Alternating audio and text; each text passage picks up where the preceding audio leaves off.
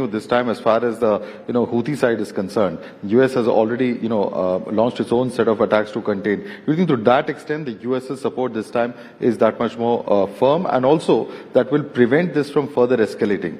How do you see this? Well, I think that there is a higher chance of getting stability if the bad guys, the terrorist organizations, understand that they are going to be hit hard.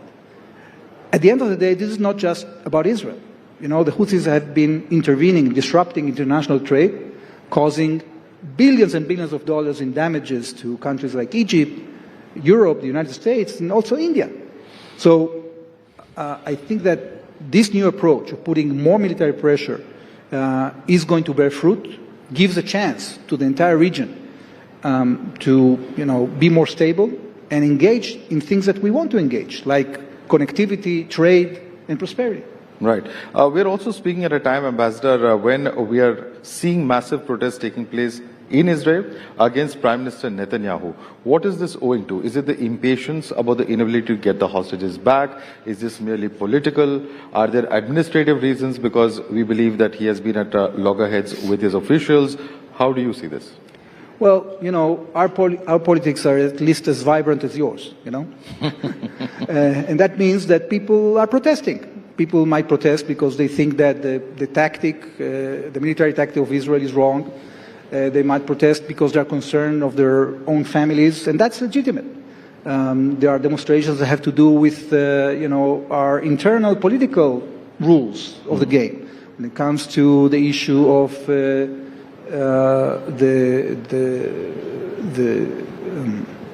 committee to elect judges. The debate in Israel is always very vibrant, and that's legitimate. But at the end of the day, what we've seen in the last week is that the government has approved the budget for the next year. The coalition is pretty stable. I think that demonstrations are going to continue, but this is what you usually see in Israel. Right. And, interesting that you mentioned politics and compared to the countries, because I was just about to ask you, there are several opposition parties in India who are very critical of Israel, who are very critical particularly of the bombings, etc. in Gaza and the violence over there. When you see reactions coming in from mainstream political parties and, of course, regional parties as well, how do you respond to those? Well, first of all, I'm sorry to see that a lot of the delegitimization efforts done by channels like Al Jazeera, TRT, and many other channels around the world are being pretty effective when it comes to convincing some parts of the Indian constituency. But I think that when you really look at the picture, and I see it as an ambassador here in this great country, the nature of the relations between Israel and India is really unique. And we have done so many things together. What we have between us, first and foremost, is trust. We are cooperating in the defense realm, really in a very intimate level, not only between governments, it also has to do with the defense industry. Thanks to the policy, Prime Minister Modi policy of Make in India, Israel has entered many joint ventures, in multi-billion-dollar joint ventures with partners here. We're producing together drones.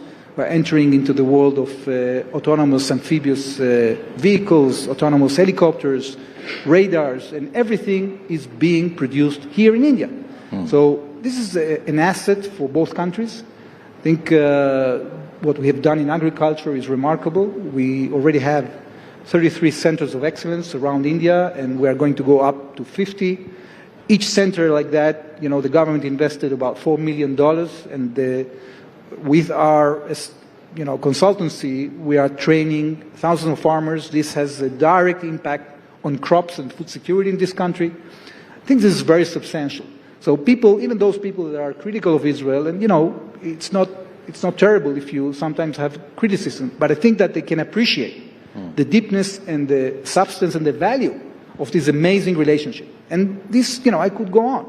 We are working together increasingly today in research and development. We have startups working together. Our universities are very interested to enter into cooperation with Indian universities. And recently, we have attracted attention of India infrastructure companies to come and work in Israel. India, I always say that India is the biggest construction site in the world today, right? So you have capacity, you have capabilities. We can enjoy those capabilities. So this relationship really has there is a tendency sometimes to overuse or misuse the term strategic. Everything today is strategic. Like, what is the strategy of that you have on choosing when to do your next field trip or whatever? But no, it's really strategic. Right. It's really strategic because it's a relationship that is based on joint values, on people-to-people contact, and on strategic assets that are, I think, at least from our point of view, irreplaceable. And this is only going to grow. Right. India, it's not just bilateral. I think that the role of India in our region is going to increase because India has a lot to offer.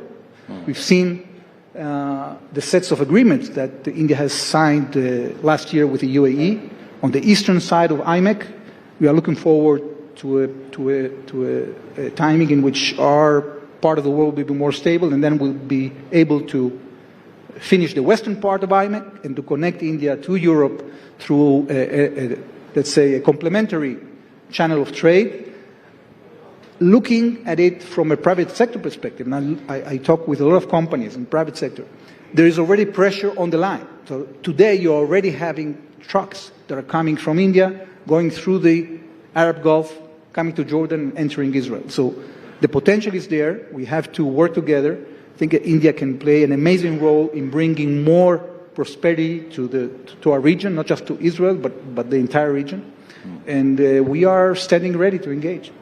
You've answered at least the next 3 or 4 of my questions that I was about to ask you. But when you talk about the bilateral relationship between India and Israel, the fact that the two countries have come closer the past few years, how much of this has been a function of the close relationship that Modi and Netanyahu have enjoyed?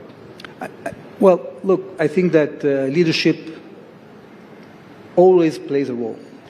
And in this case, when you have such strong leaders with conviction, with a record of achievement, like Prime Minister Modi and Prime Minister Netanyahu, when they come together, there are many things that can be done. And we've seen that. We've seen on how we've been deepening this relationship on defense. We saw it on what we are doing on water.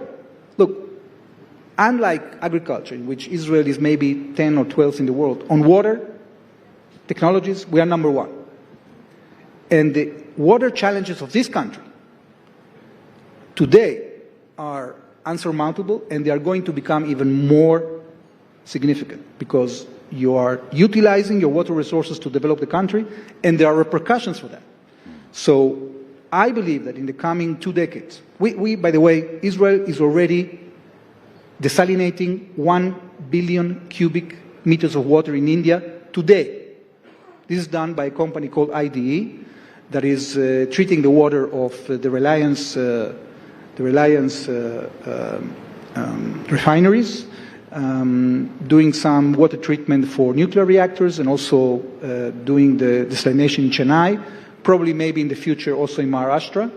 But beyond desalination, which is at the high end of treatment, I think the challenge in the near future is going to be purification. Right. Because there is no choice if you want to clean your rivers, and if you want to have more agriculture, and the population is increasing, you need to recycle the water. So in Israel, we are recycling 95% of our water, and we are irrigating 70% of our crops with purified water. So very interesting. All of this is done by technology companies. These companies are already operating in India. We are grappling, with your system here because it's done, the water treatment is done at the state level. And we are engaging with each and every state, especially those that have more water challenges. And we are going to establish 2 centers of excellence on water. And we are trying to see how, as part of the tendering process of the governmental companies, we can actually contribute to this great challenge that I think is going to only grow, especially given the fact that India is becoming richer. Right. And India will have many more resources in the next 2 or 3 decades to deal with these challenges that actually touch each and every individual in this country and also all over the world. Ambassador Reuven Azar, thank you so much for joining us and sharing with us your perspective, sir. Thank you so much.